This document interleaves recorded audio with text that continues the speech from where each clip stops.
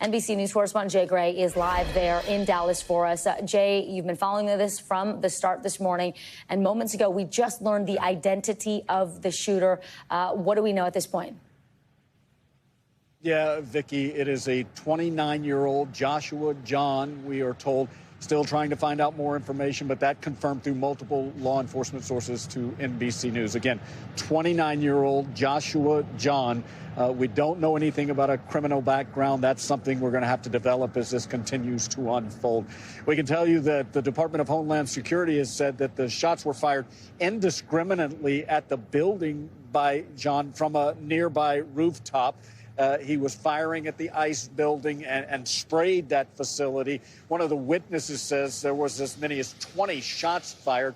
And during that time, he hit a van as well as the detainees that were being moved from that van. We know that 3 of the detainees were hit. 2 of them have died. The 3rd in critical condition right now at a Dallas hospital.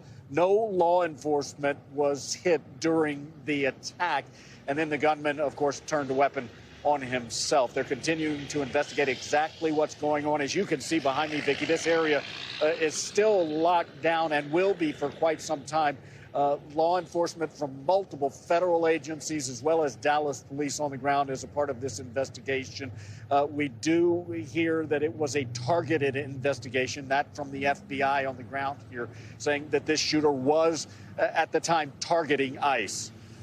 Jay, give us a sense of what happens at this ICE facility, who's coming, who's going, and give us more of some context, really, because there was a recent bomb threat also against ICE agents at this particular building. Yeah, absolutely. It was just about a month ago that there was a bomb threat called into this ICE facility. The person who called that in was arrested. I can tell you that it's a field office, so it's not a detention center. It's not where people stay behind bars. It's a place where they are processed and moved through, and that's apparently what was happening this morning, that these 3 men had been arrested. They were being moved inside the office when the shots were fired. It's also a place where people do routine checks. They have to check in with ICE. Immigrants have to go there as part of their moving forward towards citizenship. And so that was happening this morning as well. In fact, we heard from someone who was there just for that cause. She had dropped off her husband. She was in the car with her 9-year-old when the shots were fired. She tells us that they dove underneath the car and the shots continued to ring out. She was then approached by a Dallas police officer who grabbed her and moved the family inside the ICE facility where there was apparently chaos.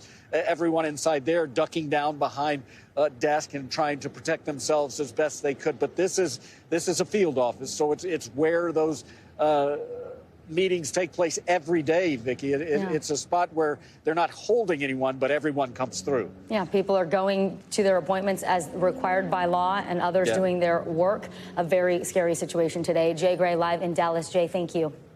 We thank you for watching, and remember, stay updated on breaking news and top stories on the NBC News app or watch live on our YouTube channel.